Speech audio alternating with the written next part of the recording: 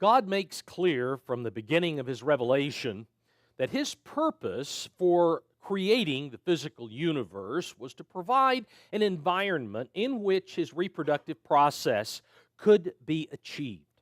He created man, male and female, and then commanded the male and female to reproduce. We find this in Genesis chapter 1 and verse 27. Genesis 1, verse 27. So God created man in His own image. In the image of God He created him. Male and female He created them. Then God blessed them, and God said to them, "Be fruitful and multiply." Without question, God commanded reproduction, because this ultimately is the basis of His family. And so it was necessary for the reproductive process. How fruitful did He want man to be, to multiply to? Fill the earth. That is a significant amount of reproduction. Fill the earth, He told the first two human beings, and subdue it. Have dominion over the fish of the sea, over the birds of the air, and over every living thing that moves on the earth. Now, in the parallel account, for we have two accounts of creation, or the timing of creation week, recreation as it should be, in Genesis chapters 1 and 2. We have the first segment, the first account is in chapter 1, verse 1 through chapter 2, verse 3. Then in chapter 2, verse 4, we come to, these are the generations of the heavens and the earth. So we have a separate account. Now, in this parallel account, God also makes it very clear that this reproductive process was to take place within the marriage union. That's where it is to occur, not outside, but within the marriage union. The marriage union is an institution where a man and a woman, a male and a female, regardless of what New York State has in its stupidity said, like a few other states, marriage, don't fool around with something that is God designed and God made. God instituted it. Don't throw it up in God's face with your stupidity. But a male and a female are to come together and make a commitment to be bound to each other for the duration of their physical lives. That's the institution within which all reproduction was supposed to take place.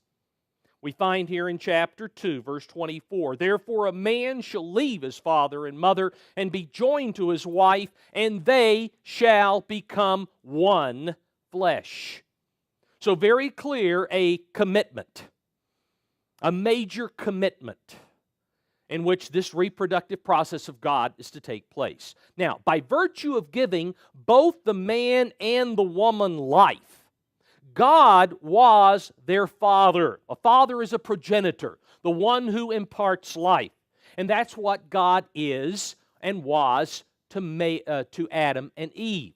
As their father, God gave them guidance that would ensure them that they would live happy and successful lives, at the same time fulfilling His aspirations. He had a reason for creating them. So ultimately, all of mankind is to fulfill God's aspirations as the progenitor, as the creator.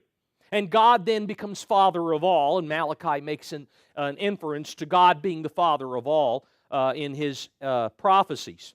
God taught the man and the woman, the male and the female. Now in this marriage union, He taught them to respect His instructions and obey His warnings. He, as their father, was watching out for them. He had experience. He had eternal experience to draw upon in order to instruct and to guide their steps.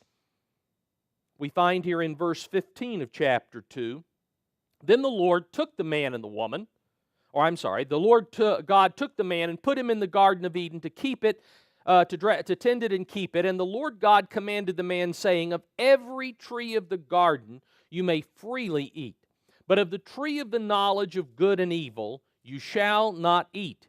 for in the day that you eat of it, you shall surely die. So he gave instruction. He said there are certain things that you are allowed to do, there are certain things you're not allowed to do, and as your Father, I'm telling you, this is what you must do to be successful, to be happy. Having been blessed with all of their physical needs by a loving Father, and again, we could read more about this, but he blessed them with all of their physical needs. And having been blessed, the man and the woman encountered then a being who was intent on disrupting the relationship that this man and woman had with their father.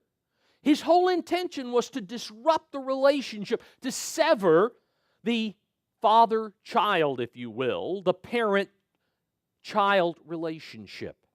And so we read here in chapter 3, verse 1, now the serpent was more cunning or subtle or crafty, depending on your translation, was more cunning than any beast of the field which the Lord God had made.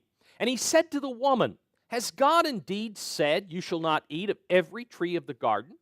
And the woman said to the serpent, we may eat of the fruit of the trees of the garden, but of the fruit of the tree, which is in the midst of the garden, earlier defined as the tree of the knowledge of good and evil, God has said, you shall not eat of it, nor shall you touch it, lest you die. Now, the woman's response, Eve's response here, shows that God had given very clear instructions as to what conduct they should avoid. There's certain conduct, the Father said, you are to avoid. And so it was very clear. There was no hesitation on her part. She knew what was allowed and what was not allowed. In verse 4, and the serpent said to the woman, you will not surely die. For God knows that in the day you eat of it, your eyes will be opened. You will be like God, knowing good and evil.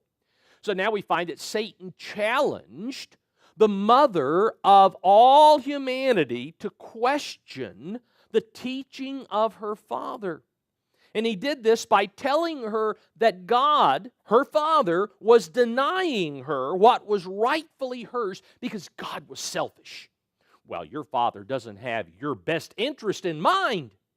You know, he is only out for self. He doesn't care about your happiness. This is what the devil said.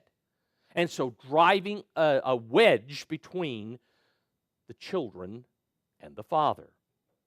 Verse 6, so when the woman saw that the tree was good for food, that it was pleasant to the eyes, and a tree desirable to make one wise, she took of its fruit and ate.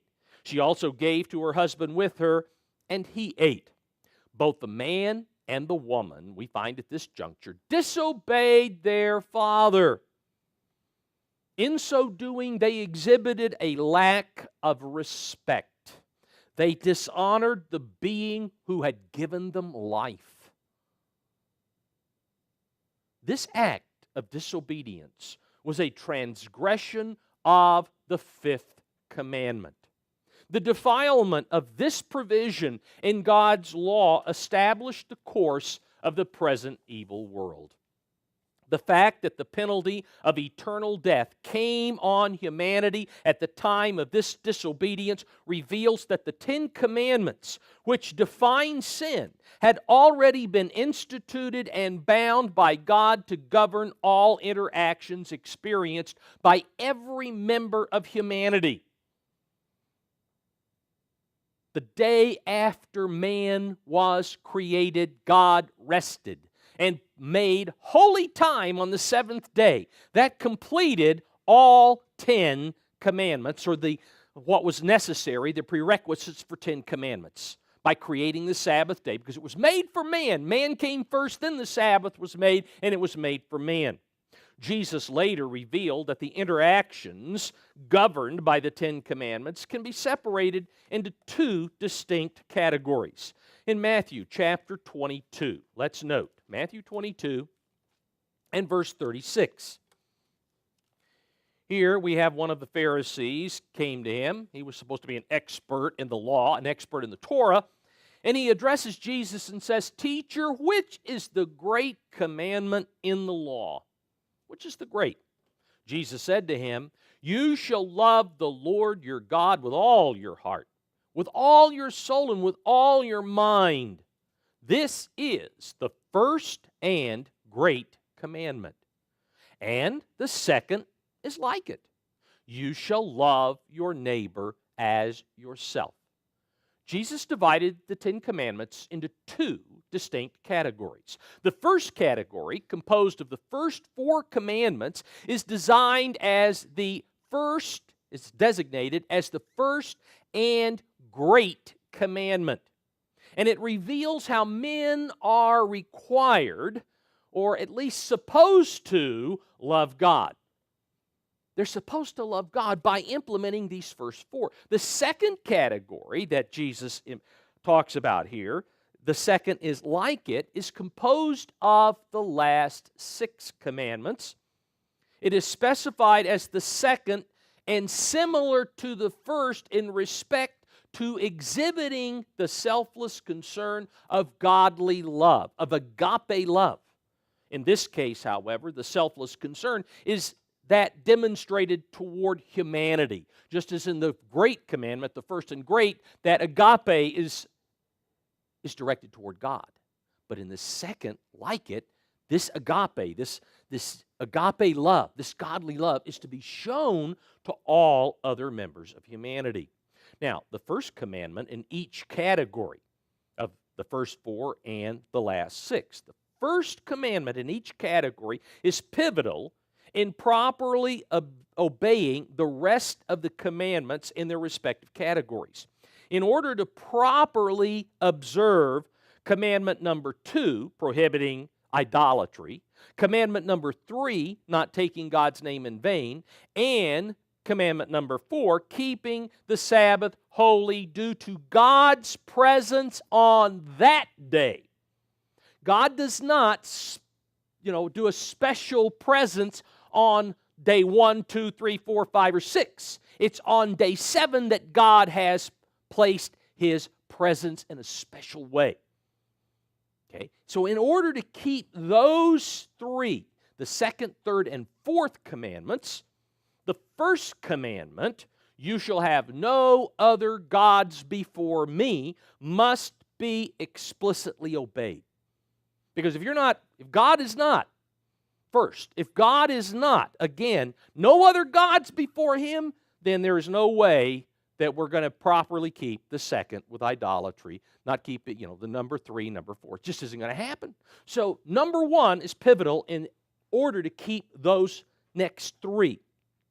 Likewise, in order to correctly comply with commandments 6 through 10, which regulate relationships among mankind, among humanity, the fifth commandment must be highly cherished and observed.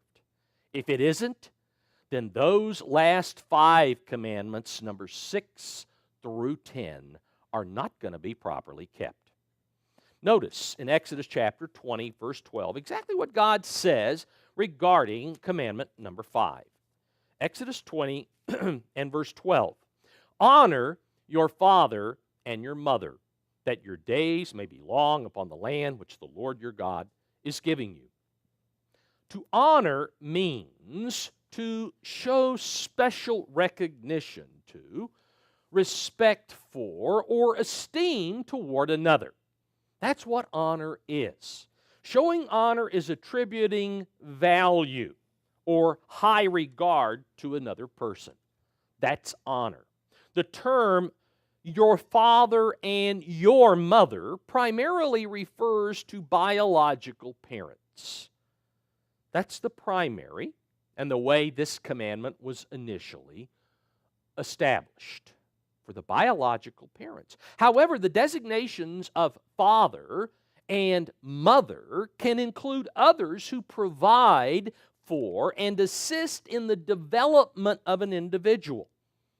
So, again, you can have other people that are not biologically, just like Joseph was not the biological father of Jesus Christ, but he was called and designated as his father, by Mary, because he took care of the physical interactions with Jesus as a child.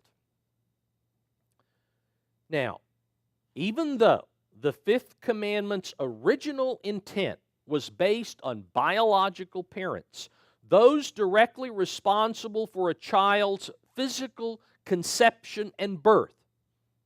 Due to the choice of humanity's first parents in the Garden of Eden, which was to rebel against God, and the repercussions of that, obedience to this commandment in this cosmos, in many cases, involves honoring non-biological parents. We have people who have no idea who their father is. In fact, their mother doesn't even know for sure who their father is.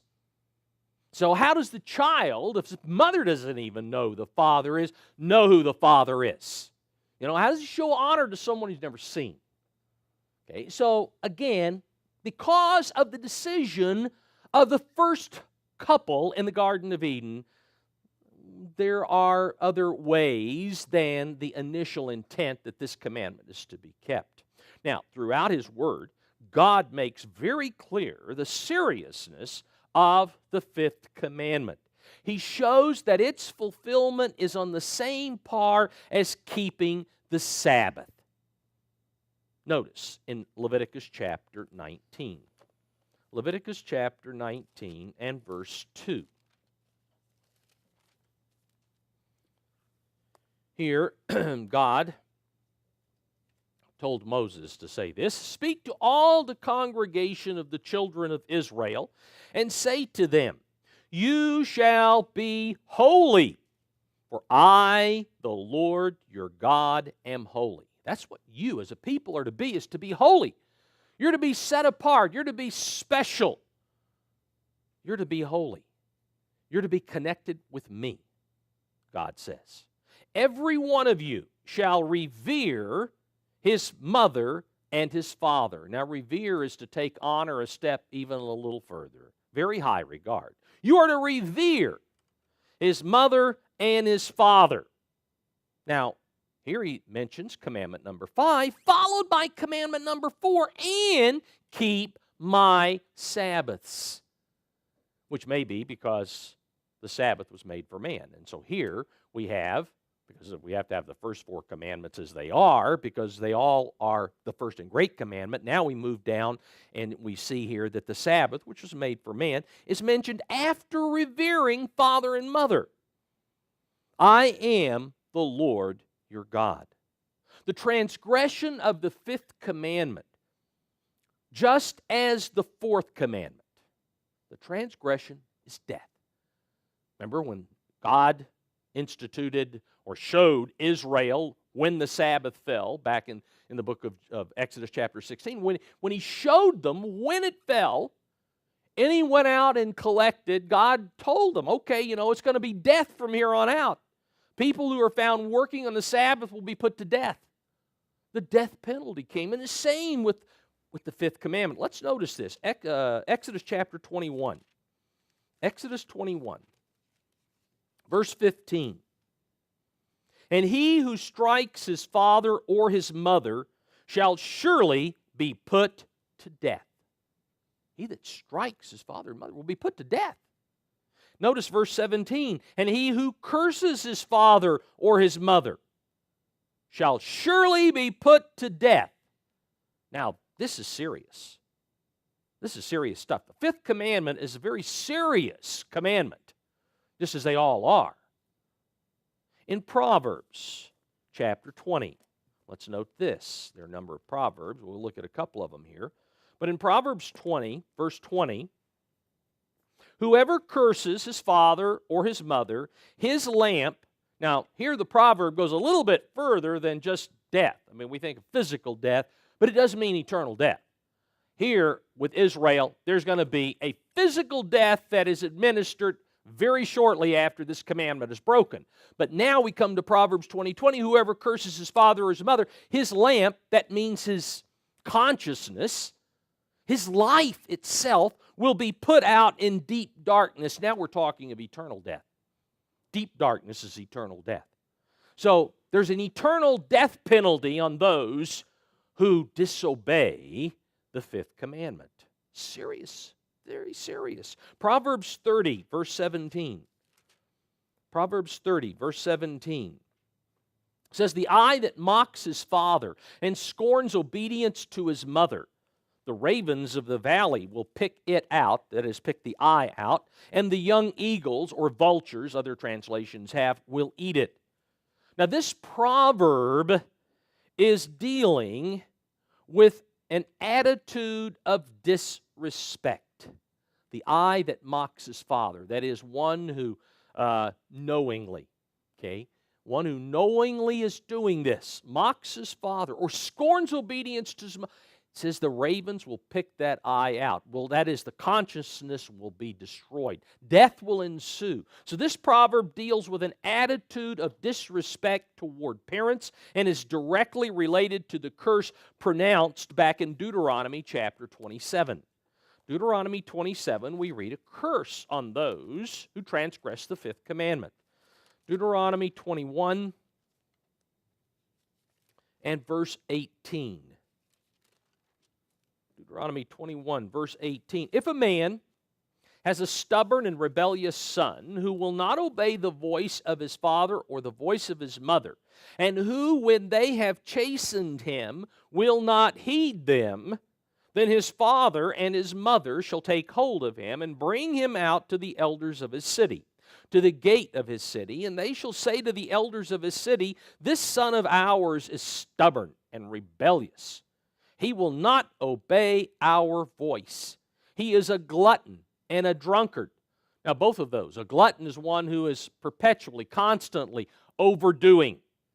And the same with a drunkard. One with, gluttony with food, drinking, of course, with alcohol. He is a glutton and a drunkard. So both are conditions that are ongoing, not just some one time or from time to time occurrence. This is something that is perpetual.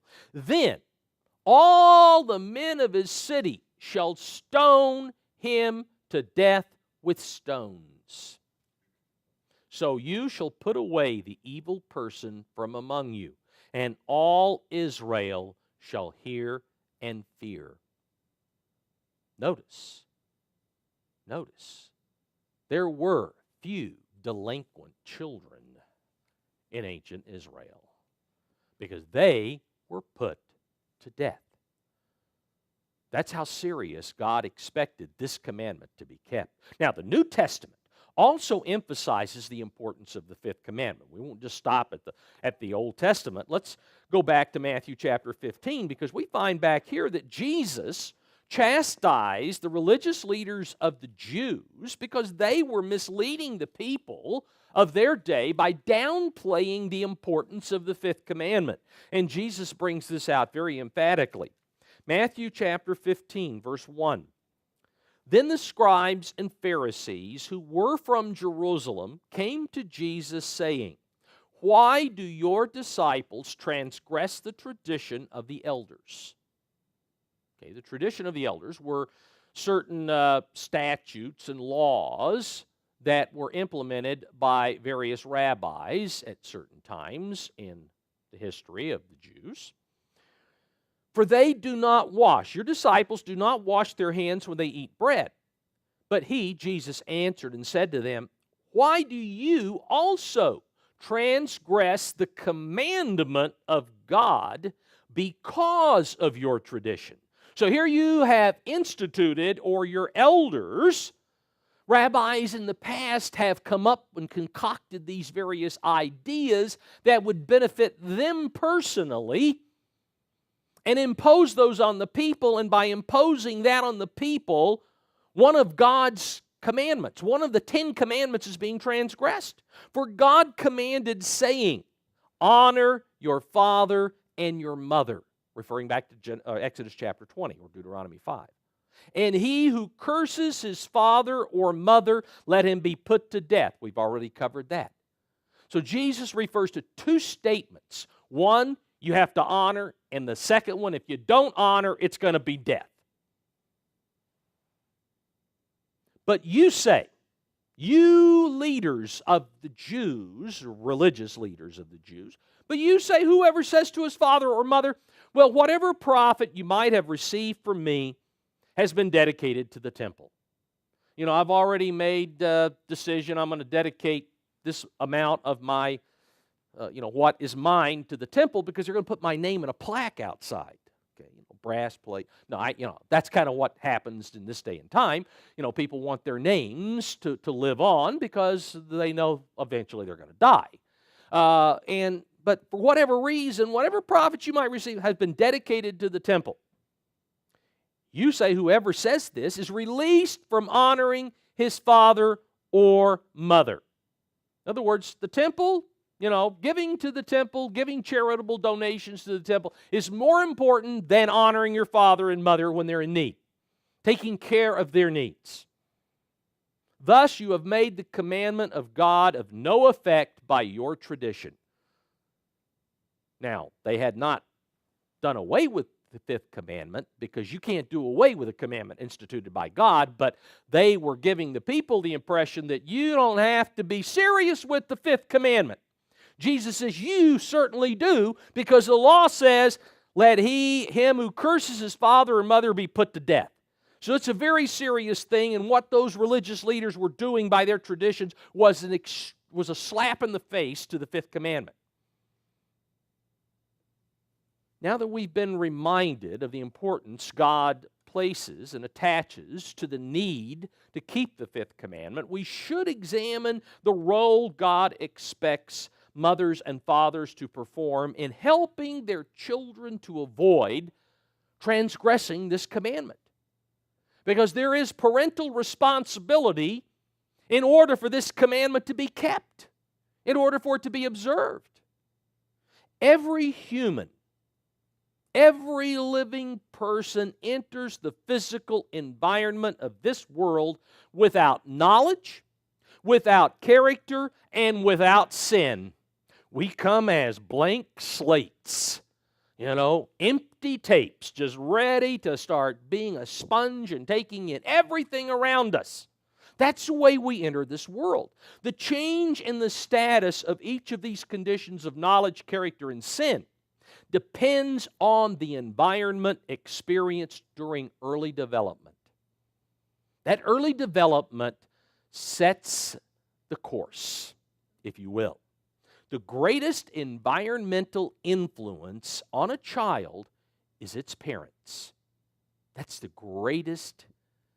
very greatest influence of all. To a child, each of its parents provides for it, teaches it, protects it, sets boundaries or borders for it. The manner in which a child learns to respond in its interactions with its parents establishes the kernel of the character that child will have for the remainder of its life. As the child matures, that character will regulate the way it relates to every other member of humanity. It's therefore extremely important for parents to understand their accountability, both to God and to fellow human beings, for properly rearing their children by instilling in their children the type of positive influence that will cause their children to respect and honor them. All parents are accountable to God for the manner in which they influence every child they produce. And very few people understand they're accountable to God for that. But they are. And all will give an account for what they've done, including what they've done with their children and what children have done to their parents. They're all held accountable. And they're going to have to give account. Either give account today if this is the day of salvation, like we, or later on when they're resurrected and finally have their day of salvation. They're going to have to give account for what they've done. Every illegitimacy, every promiscuous act that was ever performed that brought a life into this world is going to be accounted for. Every one of them. And people tend to just slough it off that it's not important. Just do whatever you jolly well want to do. This is the Almighty God. He holds every one of us responsible for every action and every decision, every choice we make. in Psalm 127. Psalm 127, verse 3. Behold, children are a heritage. Now, the New American Standard translates this as gift, which certainly the Hebrew definitely allows and certainly ties in with what this verse is saying. Children are a gift from God. The fruit of the womb is His reward. This is what God has given. See, we can't just think, okay, I want to make a child. Let's see, how do I do it? You see, it's programmed into us because God created us the way He did sexually, and we're able to do it, but it's because of what God has done. So any product, any reproduction, which He's commanded, as we saw earlier in Genesis chapter 1, every individual that comes into this world is something that's been a gift from Him. Children are a gift. Children are on loan from God. They're on loan to parents. They are God's property. As the parables of the pounds and talents back in Matthew and Luke bring out, God expects His property to be respected and to be worked with so that it increases in value. All who have been entrusted with God's property have accountability to Him. And if we have children, we're accountable. What have we done? What did the guys do with their talents? What did they do with their pounds? You look and see the ones who haven't done anything, what happens to them at the end of the parable. That is applicable, brethren. The principle comes back to us, comes back to parents. Since the initial relationship between parent and child is to be like the relationship of God as lawgiver to His children, parents have a duty to teach their infant children the need to obey them without question. Parents must teach their infant children to obey them without question. When instilled early in life, in infancy, the trait of unquestioning obedience to parents will carry over to an individual's relationship with God at whatever point in time God opens their minds to understand His existence. And once that happens, God's instruction, if we have unquestioning obedience to parents early on, we have learned that trait, and then we can accept, when God begins dealing with us, then we can accept unquestioningly what He tells us without question, without skepticism. We believe the book. I believe what He says here. I'm not going to question this book. I'm not going to be skeptical. I believe what the book says. And so even the ability to have the very basic beginning of faith requires instilling unquestioning obedience. As children get older, of course, as parents, we're to tell them, okay, eventually you're going to be at the point where you have to make your own decisions and own choices, and then you're going to be the one making the call. But right now, you don't know enough to take care of yourself. I've got to take care of you. This principle is contained in Proverbs 22, verse 6. Proverbs 22, verse 6, train up a child in the way he should go, and when he is old, he will not depart from it. Training a child begins with its parents' personal examples. That's where the training first begins, that example of the parents. As we noted earlier, God established the institution of marriage between one man and one woman. Not one man and multiple women. Somebody sent me a letter saying, you don't do the right calendar, and what else? You don't even teach the truth about polygamy, and God expects polygamy. What is wrong? What is wrong with people? Are they just, I hope who it was is listening today, because you need to study your Bible, guy. You need to study. It's always a guy. Well, no, it isn't either. Now that I think, anyway, I didn't want to get off on that. Let's back up. God established the institution of marriage between one man and one woman to provide the proper environment of commitment. There needs to be an environment of commitment for a child. And that needs to be there when that child is born. There has to be. That's what we read earlier, Genesis chapter 1 and 2. They need to be born into an institution, into an environment where there is commitment to one another. It's clear that the purpose of the Fifth Commandment was to provide the foundation for families. That's its purpose, to provide a foundation for families. Since families are the units that create a community, every community was to reflect the outcome of obedience to that commandment. And the outcome of obedience to the Fifth Commandment is a community of happy people who are respectful to one another. That's the outcome. Any teaching or allowance that erodes the family structure established by God is an assault on the Fifth Commandment.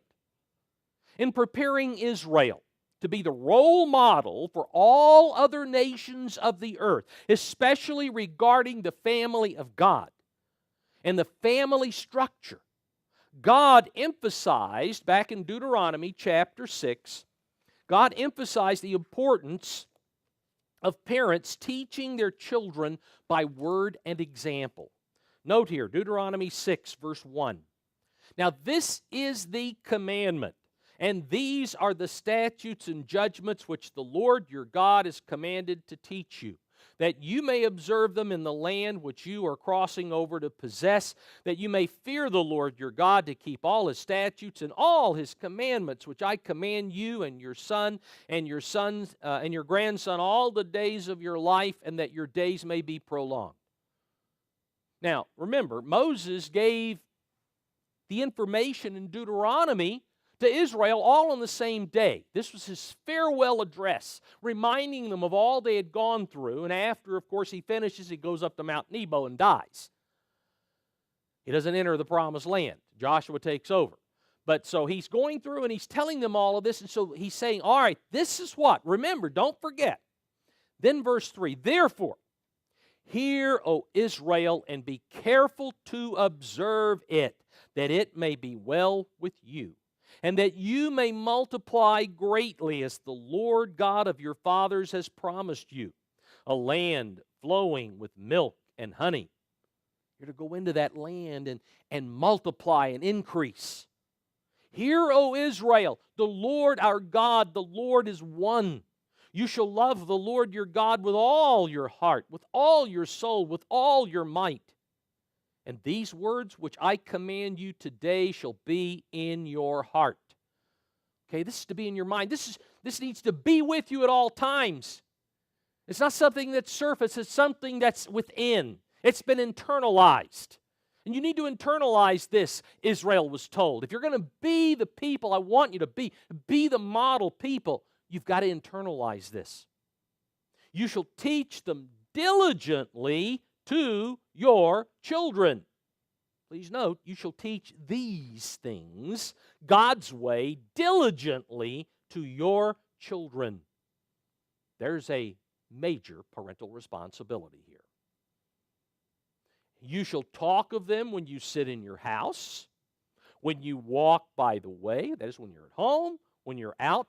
You need to constantly be teaching, helping your child to connect to God. When you walk by the way, when you lie down, and when you rise up. You go to bed, and you've been talking about it. You rise up, and you talk about it. You show them by example, and you teach them by word. You shall bind them as a sign on your hand, and they shall be as frontlets between your eyes. Frontlets between your means always on your mind, and on your hand means you're always diligently doing it. Okay, there is action as well as thought. Thought and action are absolutely essential to diligently teach your children. You shall write them on the doorposts of your house and on your gates. And so your home is going to be a place where that is understood, where your children understand this home obeys God. You got to do it God's way if you're going to be here. So we find here the importance, at least in the Old Testament, of the need to diligently teach children. But the need to diligently teach one's children is not a requirement limited only to ancient Israel. The Apostle Paul, back in Ephesians chapter 6, establishes that it continues to be required of all of God's chosen people. Notice, Ephesians chapter 6 and verse 4. And you fathers, do not provoke your children. The Phillips translation has, you fathers, do not overcorrect. Do not overcorrect your children to wrath. The Revised English Bible has resentment. Don't overcorrect them to resentment, but bring them up in the training and admonition of the Lord. Notice that's what we just read back in Deuteronomy 6. Bring them up in the training and admonition of the Lord, because that's what God says. The primary focus of child rearing by parents who are disciples of Jesus Christ, who are the elect of God, should be teaching their children about God, about God's plan, and how to live God's way of life. That should be their primary objective.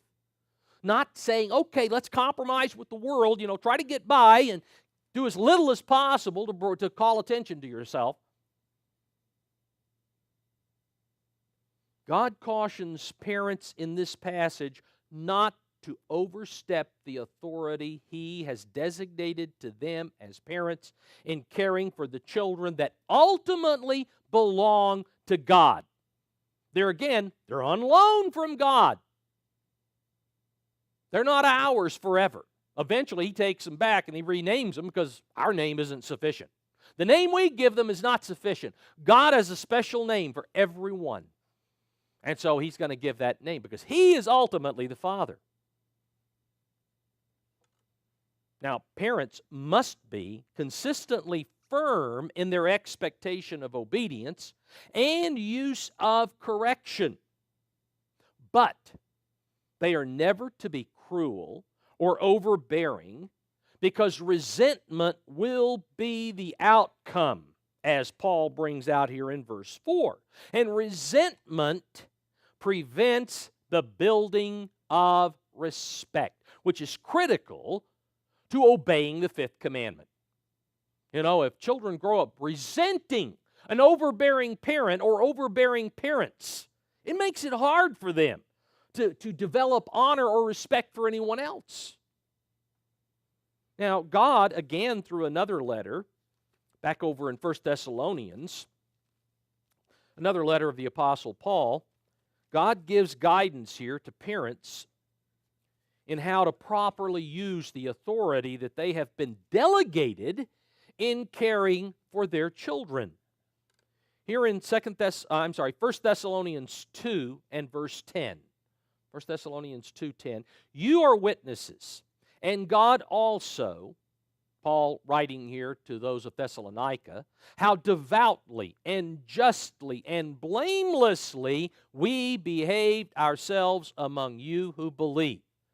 So Paul says we, he, Timothy, Silas, others that were there trying to help them as the ministry, how devout, we were devout about what we did. We were just, we were very righteous in our conduct. We were blameless. We did not overstep the bounds we were given. We behaved ourselves among you. This is how we behaved ourselves among you who believe. As you know how we exhorted. And so now he's saying, this is what we did. And we were blameless when we did these things. We exhorted, when comforted, and charged every one of you as a father does his own children. So notice parents, not just limited to the father, but father and mother, have a responsibility to exhort their children, to comfort their children, to charge their children and say, this is what you can or can't do, to lay out boundaries, as a father does his own children, that you would have a walk worthy of God who called you into His own kingdom and glory. And so we have kind of a role model, if you will, when Paul says this is a way a parent is supposed to deal with their children. They have this responsibility, but they're supposed to do it blamelessly, to be devout and just, but blameless in the way they carry out the correction and the guidance they give.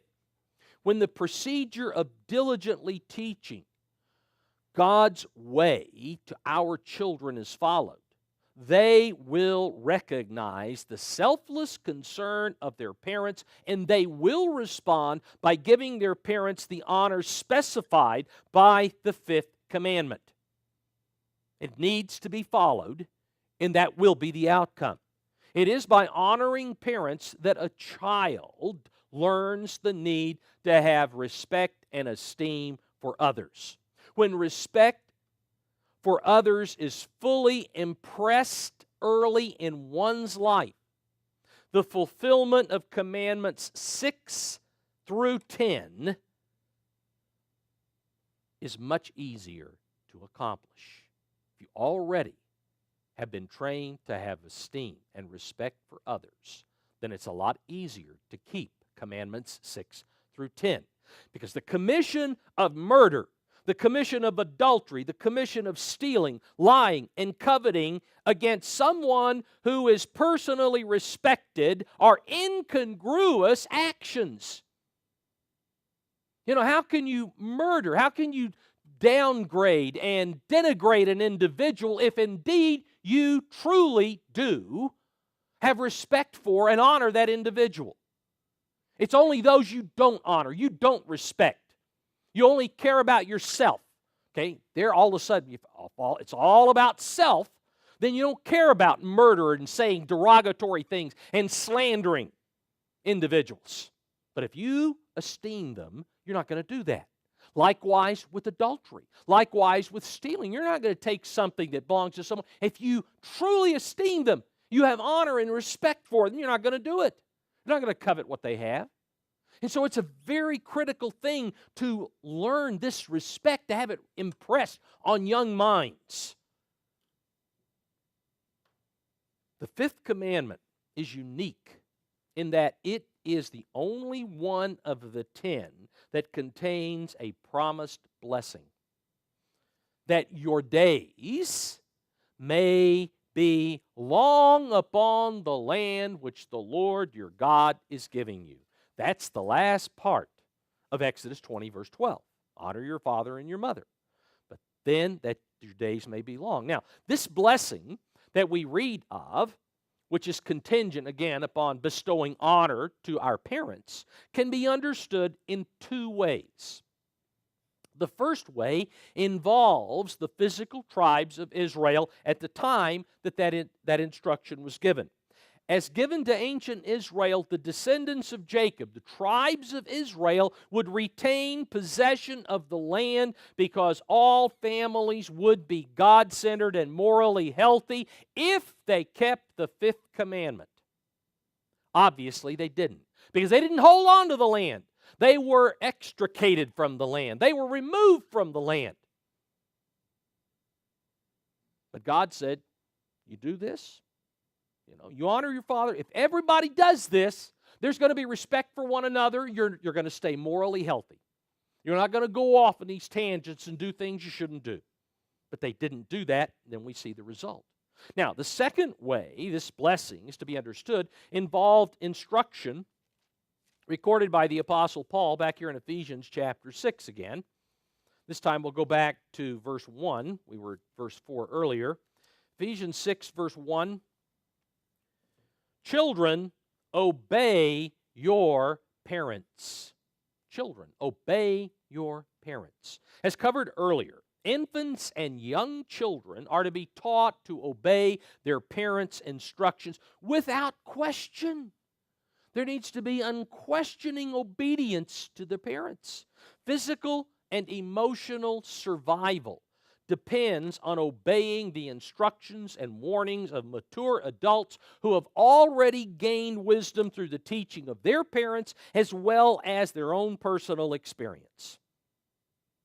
Children need to be able to have that to fall back on. Parents have at least one generation of personal experience to pass on to their children. At least one generation. And if they learn from their parents, they got 2 generations. And then if their parents paid attention to the grandparents, then we have multiple generations of personal experience to draw upon. Okay, children, obey your parents in the Lord. Now, since Paul is addressing children in the letter at this juncture, clearly these are young people past infancy, probably adolescents. Probably adolescents that he's addressing here.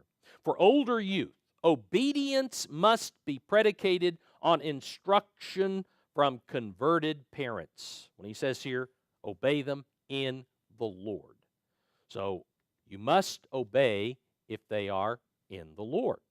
Once reaching the age of accountability, that is, when they recognize God's position of supremacy over their physical parents, children should not obey instructions from unconverted parents that would require them to disobey God. You know, we're told in Acts chapter 5, if there's a conflict between what man demands and what God demands, God must be first. And so that's the reason Paul prefaces this in the Lord. Children, obey your parents in the Lord. If they're in the Lord, then you're going to obey them. As adolescents, you're going to obey them. If they're not in the Lord, then you're going to have to say, whoops, I cannot mow the yard today, Dad. Nope, I can't take this field trip, where we're going to be out here boating and doing all kinds of things, going to the ball game and what. Nope, can't do that.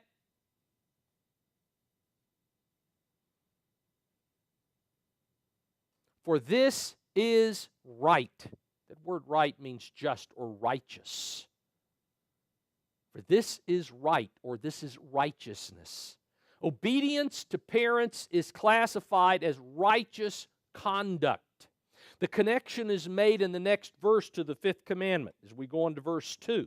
Since all of God's commandments, including the Fifth Commandment, define righteousness. Remember Psalm 119, verse 172, all God's commandments are righteousness. Since those commandments, including the fifth, are defining righteousness or righteous conduct, keeping the Fifth Commandment is the first step taken by children in learning righteous behavior. That's the first commandment they really keep. That's the first commandment. They're learning, they're getting their feet wet, if you will, in the commandments of God with the fifth.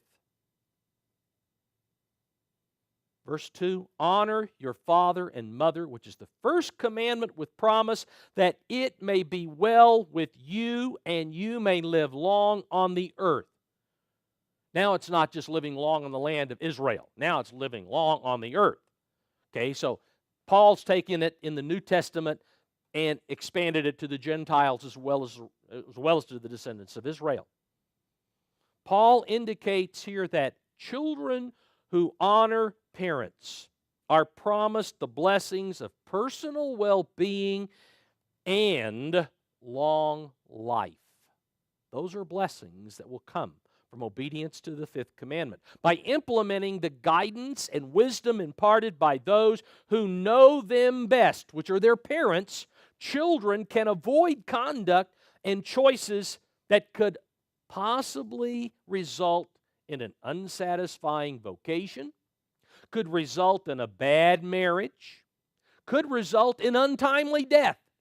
Because parents know children better than anybody else, regardless of what the children may think. They do know them best. They've known them since they were a blank slate. They've seen their personality develop, and they can tell them, this person is not going to work with you. You need to understand it isn't going to work. Therefore, you need to maybe date more widely.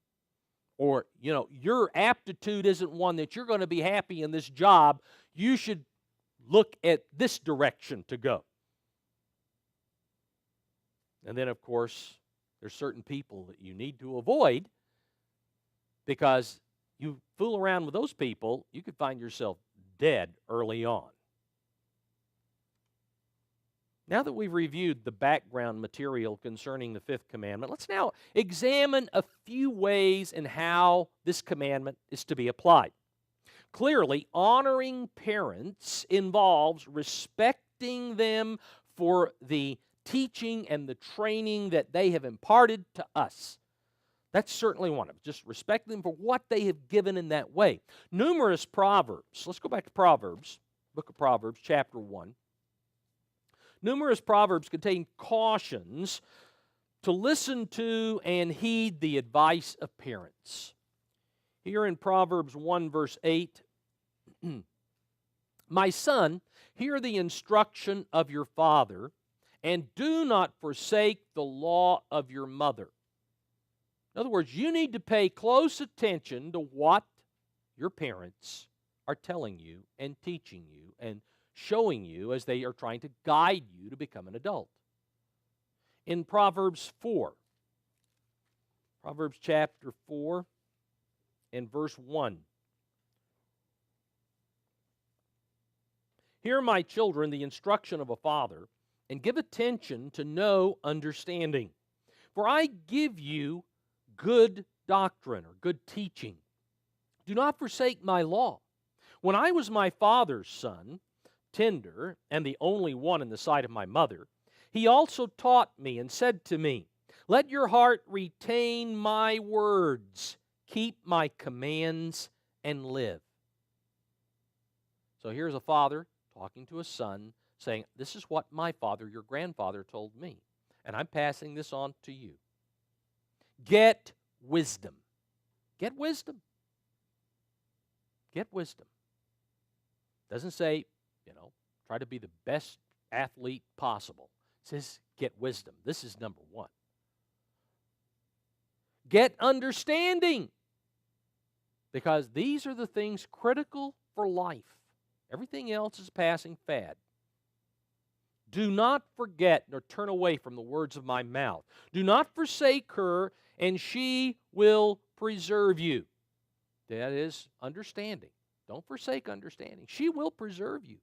Love her, and she will keep you. Wisdom is the principal thing. Therefore, get wisdom. And in all you're getting, get understanding. Exalt her, and she will promote you. She will bring you honor when you embrace her. She will place on your head an ornament of grace. A crown of glory she will deliver to you. Hear, my son, and receive my sayings, and the years of your life, note this, will be many. Honor your father and mother, and your days will be prolonged. Live long upon the earth. That's what it says. In chapter 6, verse 20, Proverbs 6:20, My son, keep your father's command, and do not forsake the law of your mother. Bind them continually upon your heart. Tie them around your neck. When you roam, they will lead you. When you sleep, they will keep you. When you awake, they will speak with you. For the commandment is a lamp, and the law is light. Reproofs of instruction are the way of life. We are on a path, a way of life, again, as we've covered before. Narrow gate to even get on that way, and then it's very narrow, very constricted, and therefore, if we're going to stay on it, then we need a lot of reproofs of correction, because we don't want to get off course. We've got to constantly correct ourselves. Just as spacecraft must constantly correct so they don't plummet to the earth, or fall into the moon or whatever, depending upon the time that we're talking about in history and space exploration. In chapter 13 of Proverbs, verse 1, Proverbs 13:1, a wise son heeds his father's instruction, but a scoffer does not listen to rebuke. So a wise son says he heeds his father's instruction. That's wise. He'll live a long time, hopefully. But a scoffer does not listen to rebuke. Oh, was the old man? Yeah, he doesn't know what he's talking about. I'm 20 years old, or I'm 30 years old, or I'm whatever. I'm smarter than, by 30 usually you learn that you're not smarter. Okay, 15. I know more than he does. Maybe he's lived to be 45, but I'm 15, and I was able to absorb it a lot faster, and things have changed. Technology's advanced. I can do things with a computer he can't do, and so I got to be smarter than he is. That's the mindset. No, don't get that way. A wise son heeds his father's instructions. He may not be able, to go through and give DOS commands and correct a problem with a computer, but he still knows a lot more about life than what you do, 15-year-old, 16-year-old, or however you old. Your fathers live longer than you have. Proverbs 23, verse 22. Proverbs 23:22. Listen to your father who begat you, and do not despise your mother when she is old. And so honor and respect needs to go on throughout life. Now, another aspect of honoring parents is to willingly submit to their authority. Willingly submit to their authority. Back in Luke chapter 2, verse 41. Luke 2, verse 41. Here we read about Jesus as a child. It says his parents went to Jerusalem every year at the feast of the Passover, and when he was 12 years old, they went up to Jerusalem according to the custom of the feast. When they had finished the days, as they returned, the boy Jesus lingered behind in Jerusalem. And Joseph and his mother did not know it. But supposing him to have been in the company, they went a day's journey and sought him among their relatives and acquaintances. So when they did not find him, they returned to Jerusalem seeking him. Now so it was that after 3 days they found him in the temple, sitting in the midst of the teachers, both listening to them and asking them questions. And all who heard him were astonished at his understanding and answers. So when they saw him, they were amazed. That is, when his parents saw him and all that going on, they were amazed. And his mother said to him, Son, why have you done this to us? Look, your father, not biological, but Joseph was acting the role of father, taking care of the physical responsibilities. Your father and I have sought you anxiously. We were worried where you were. He said to them, well, why is it that you sought me? Because by 12, he's already remembered. He knows why he's there. He's anxious to get on with the work that he came to this earth in the flesh to do. Did you not know that I must be about my father's business? But again, he's 12-year-old. But they did not understand the statement which he spoke to them. Then he went down with them and came to Nazareth and was subject to them. Note that. He was subject to them. Knowing who he was, he was subject to them. But his mother kept all these things in her heart. This example of Jesus Christ, who was the one who created Adam and Eve and spoke the 10 Commandments from atop Mount Sinai. This example of Jesus Christ as a child was to honor his physical parents by yielding to the authority that he had granted to parents long before he became a human being. He granted parents back at the time of Adam and Eve authority, delegated authority for them to take care of their children. That authority was still extant with Mary and with Joseph at that time. And so he yielded to that authority.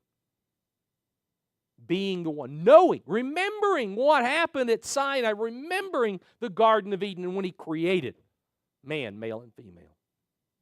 By example, Jesus also showed that the observance of the Fifth Commandment, let's turn over to John chapter 19. Jesus showed that the observance of the Fifth Commandment does not cease when one becomes an adult. As adults, even though we're no longer under parental authority as we were as infants and required to obey our parents' desires in whatever they told us to do, snap to, we are still under God's authority. We may not be under theirs, but we are under God's authority, and God's authority requires us to honor our parents regardless of our age. Notice here, John 19, verse 25. Now there stood by the cross of Jesus, by the stake, stauros, of Jesus, his mother and his mother's sister, Mary the wife of Clopas, and Mary Magdalene. When Jesus therefore saw his mother and the disciple whom he loved, which was John, standing by, he said to his mother, Behold, woman, behold your son. Then he said to the disciple, Behold your mother. In other words, you, mother. This individual, John, is going to take care of you right now. And then he told John, behold your mother, you take care of her for right now. And from that hour, that disciple took her. From that hour, that means immediately. At that moment, that disciple, John, took her to his own home. We find here that even when facing dire personal suffering, Jesus' example was to show honor to his mother by telling John, appointing John to take her away so that she wouldn't be required to stand there and witness what was about to happen. That he, her son, was about to be stabbed in the side and bleed to death. She already had seen him nailed up, but he didn't want her to see him die at that moment. And so he was thinking of her well-being and kept the fifth commandment until his last breath. That's the example. And that's the example we're to follow. Showing honor to aged parents sometimes entails caring for them physically, just as they cared for us when we were infants and weren't able to take care of ourselves. Over here in 1 Timothy chapter 5, 1 Timothy 5, verse 3, we read, honor widows who are really widows. That is, they have no one to take care of them. Honor widows. But if any widow has children or grandchildren, that is, there are children and grandchildren who can help take care of her, let them, the children and grandchildren, first learn to show piety, or the New International probably gets it better for us to understand, put their religion into practice. Let them, the children and grandchildren, first put their religion into practice at home, and to repay their parents. That is, do for their parents what their parents have done for them in the past. For this is good and acceptable before God. Now, skipping down to verse 16, if any believing man or woman has widows, let them relieve them, and do not let the church be burdened, that it may relieve those who are really widows, that is, those who don't have any children.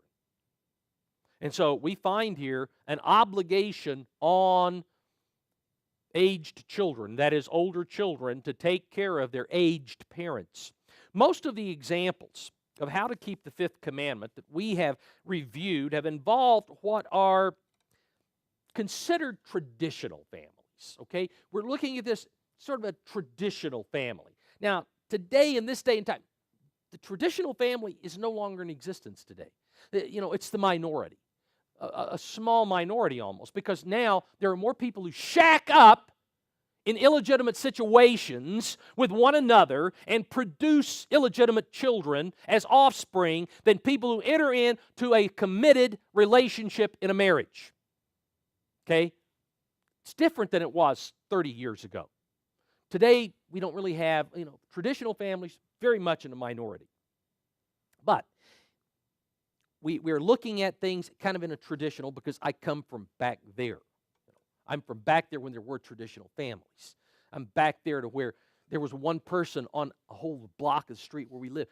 One person we knew, she was divorced and remarried. She's a divorcee. Oh, this is horrible.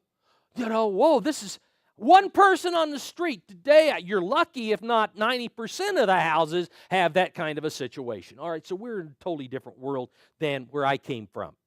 Now, unfortunately, fewer and fewer such families as traditional families can be found, because they're not now the minority, and if things were to go on, I don't know if you would ever find in a traditional family. The odds aren't real good. Not in this Western world. Now, this deterioration of family, results in creating confusion in how this fifth commandment is to be applied. The greatest obstacle to the implementation of the fifth commandment is the assault on the family unit.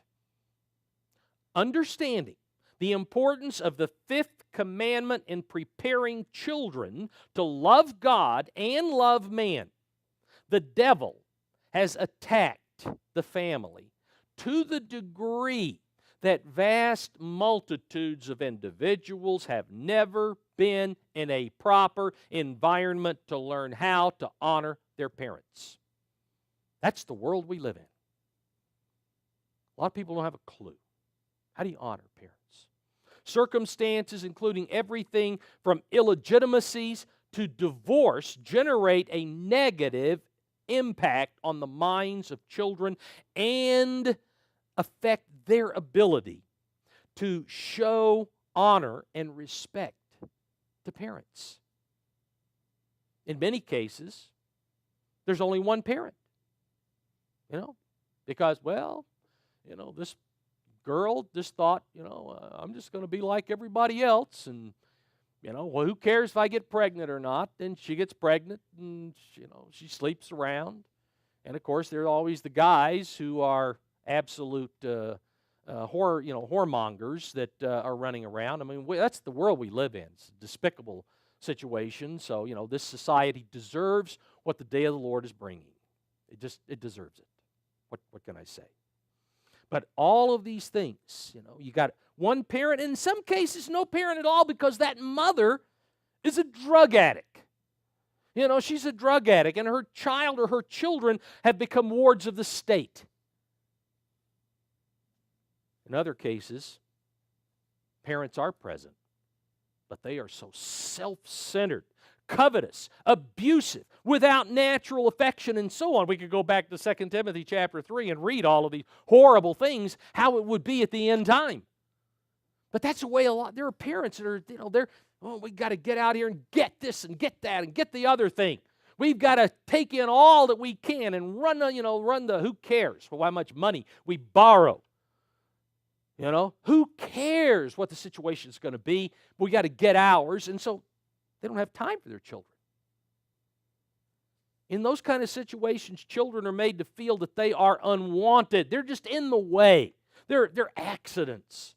These and similar situations hinder the ability of children to develop honor or respect for the individuals who made their lives possible. Now, despite growing up in such conditions, God still requires children to honor those individuals who made their lives possible. He requires it. God doesn't say, now, if you came from this type of background, you don't have to keep the Fifth Commandment. He does not give any exceptions. There are none. Some individuals who have come from such backgrounds have the mistaken idea that honor, as in the Fifth Commandment, that honor must be connected to familial love. They think honor and familial love, they got to be tied together. Since those individuals were never given that kind of love, they find it impossible to manufacture what is deemed in this world to be natural affection. Familial love and natural affection are very similar. Yet the honor, which is connected with the Fifth Commandment, requires no familial love. It doesn't require it. It requires agape. It requires godly love. Familial love is an emotional bond created by giving to and receiving from a relationship with another individual. That's familial love. Agape is directed solely away from self toward others. That's agape. Agape is the basis of honor or esteem. Agape is the basis. In Philippians chapter 2, verse 3, the New American Standard translates, do nothing from selfishness, or the New International has, out of selfish ambition or empty conceit. But with humility of mind, let each of you regard one another as more important than himself. Regard one of He's talking to the church. You regard everyone else, every other human being, as more important than yourself. Esteem others better than yourself. That's what he tells those who are the elect. Let each of you look out not only for his own interests, but also for the interests of others. You've got to be thinking about what's best for them. Let this mind be in you, which was also in Christ Jesus. That's the kind of mind he had. Jesus gave us a perfect example in many ways. One of the most important lessons we should learn is that he was always in control of his mind and guiding his steps so that he could fulfill the purpose of his life in the flesh. He never let a second go by without thinking that and remembering that. We're cautioned, we're warned, we're exhorted to bring every thought into obedience to Christ. That's what we're told in 2 Corinthians. We should be doing that. He was perfect in that. He never let it slide, never let it slip. Everything he did was based on what the future held for all of mankind, not for just himself. He was concerned for others, esteeming or honoring them more than himself. We must not lose control of our minds, brethren, and wallow in self-pity for what someone has done to us in the past. There are people who do that. They will not move on. We must look forward, and Paul goes on to say that here in chapter 2. We must move on. We must look forward, contemplating the time when those who have wronged us will be released from their bondage to Satan and led to repent of their failures and their sins. Because the day of salvation awaits them in the future. The day will come when those who were denied loving, caring parents will have the opportunity to help their parents, those who were their biological parents, by expressing selfless concern toward them in their day of judgment. And so they can be honored. And we can look forward to that if we're from that kind of a background. We can help them see where they were in error, where they failed, and help them come to themselves and repent and be in the kingdom of God. For now, those who find it difficult to honor or respect their parents, whether dead or alive, must do two things. Number one, they must recognize that all of mankind are imperfect. Parents are imperfect, and we must overlook those imperfections in order to obey God. Because God doesn't say honor perfect parents. Honor your parents only if they're perfect. It doesn't say that. And number two, they must use the power of God's Spirit to attain the mind of Jesus Christ so that they can come to the same point that He did, to willingly lay down their lives for those responsible for their personal suffering, rather than wallowing in self-pity. Lay down your life. That's what Jesus did. Brethren, as we've seen, the Fifth Commandment is pivotal in properly obeying the commandments that follow it, 6 through 10. But it also serves as the link between the first and great commandment and the second like it. Showing honor to physical parents is ultimately linked to showing honor to our eternal Father. Therefore, as the elect of God, let's take seriously the command, honor your father and your mother.